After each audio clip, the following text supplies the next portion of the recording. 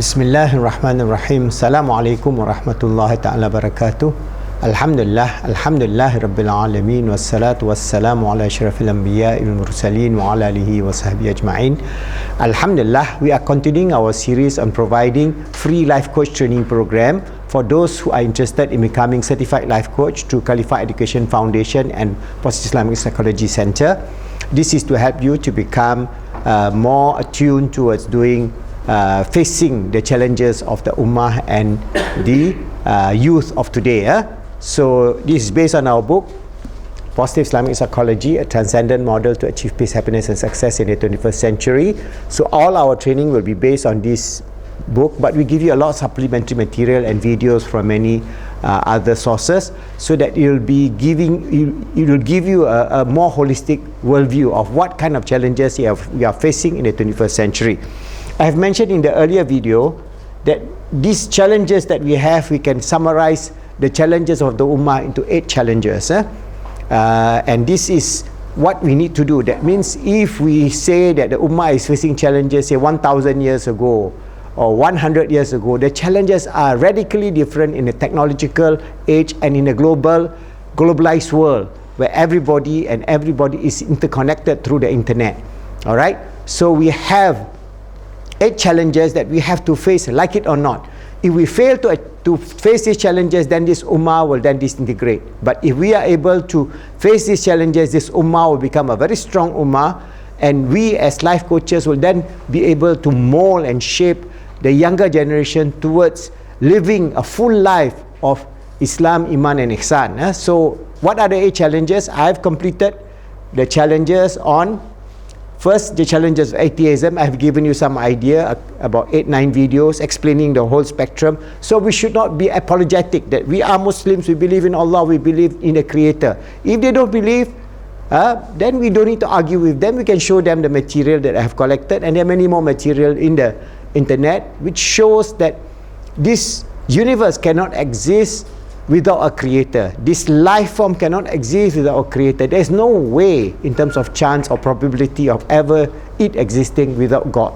So then we have a very strong position in terms of what we believe in, and we can then elucidate this position and bring it across to the next generation of young Muslimin and Muslimat who are facing these challenges in school, in high school, in universities, always bringing this idea of atheism as if that is the truth. That is actually a falsehood. Alright, so I have elucidated over 8-9 videos. So the second challenge is anxiety and youth. This is the age of anxiety. This is a problem of youth all over the world, especially in developed countries. Countries that have youth who have their belly full, who has gone through the best educational system, the best health system, the best food, nutritious food, the best everything that you can imagine in terms of their need, but yet they have anxiety, they have depression, they have suicidal ideation, they have self-harm, they have so many psychological and psychiatric problem that is beyond imagination. So this is a very, very difficult situation because there are many reasons to it, but I'll show you one video and then we'll discuss this further, inshallah.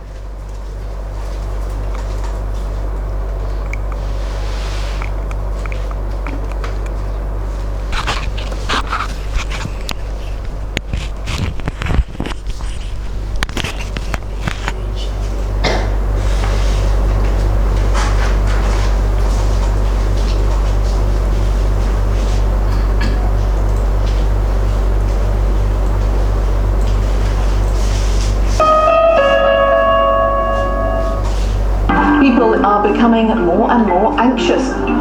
More than a third of us feel the world is a more frightening place than it used to be. By age 32, 50% of the population might qualify for an anxiety disorder. I'm a 40-year-old man and a 12-year-old body. One of my friends said, for people like you, we used to pour buckets of cold water on them as they lay in bed. That's what you deserve. If they can fix their anxiety with a pill, that's just as appealing as discovering that you can make your dinner with a microwave oven. The country is bathing itself in prescribed drugs or many, many unhappy people out there in the real world. They don't all have psychiatric illnesses. The ultimate risk, is that we've psychiatrized the entire population. We've ended up in a situation where virtually everybody has some kind of disorder. That's crazy. It felt like there was this volcano of panic juice coming from the stomach and then into the rest of me. It kind of feels like something's always chasing you. That you are always trying to get away or always trying to get somewhere. There's something always right behind you, coming for you. It's not a productive fear. It's more of a paralyzing fear. Well, there's just everyday anxiety. Missing the subway when you're late for work. Or trying to get to an appointment and you can't find a cab.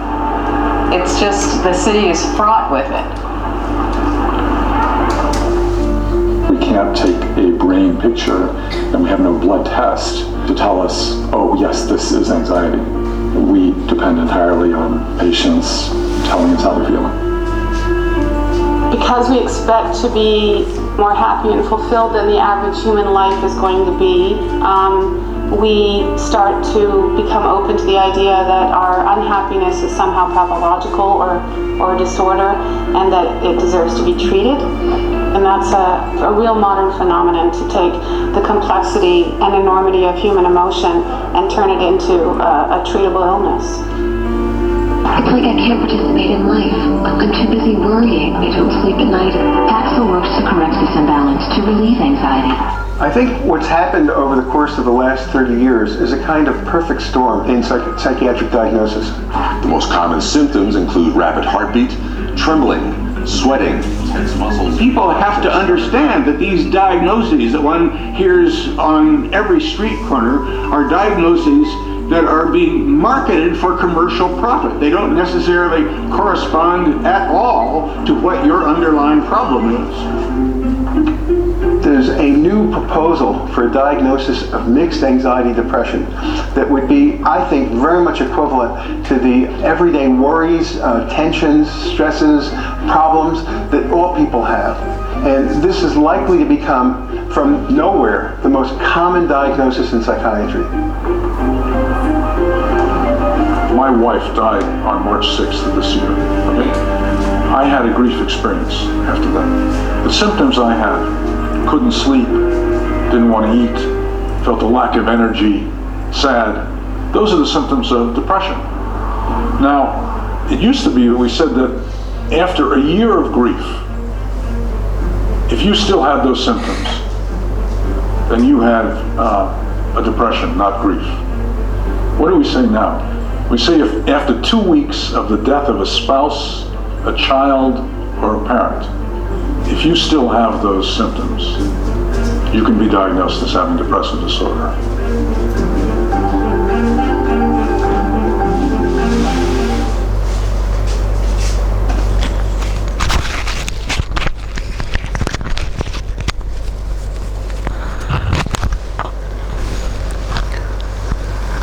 So we see that today in the 21st century we are going through the age of anxiety. Whether you are a young teenager or even whether you are a toddler, a young teenager, adolescent, going through life, mid-age, old age, every one of them is merged in this depressive state. And why is it so? It is because anxiety is the age, in this age is the anxiety in the age of civilization. This civilization creates anxiety or glorify anxiety and create a situation where anxiety become a norm. All right? In the previous society, I mean, you're faced with a saber-toothed tiger, either you run or you're dead. All right? There is no two way about it. All right? And you can feel anxious only for a short while when you're in front of that saber-toothed tiger. Other than that, you're happy, you're with your family, grooming each other, building up relationship, building up family, bringing up social contact, bringing up all the wonderful need of integration in terms of our life. But we are disintegrating every single factor that needs that need a support system for us to avoid being anxious and having anxiety. So this is anxiety is a disease of this 21st century civilization, and Islam is the answer, because we look in a more holistic approach in terms of our spiritual need, our emotional need, our mental need, our physical need, and the societal need in which we groom together, grow together, develop together, enjoy happiness and in sadness also. But we can support each other in a way that will be very, very useful for us to go through life, because we know this life on this earth is just temporary.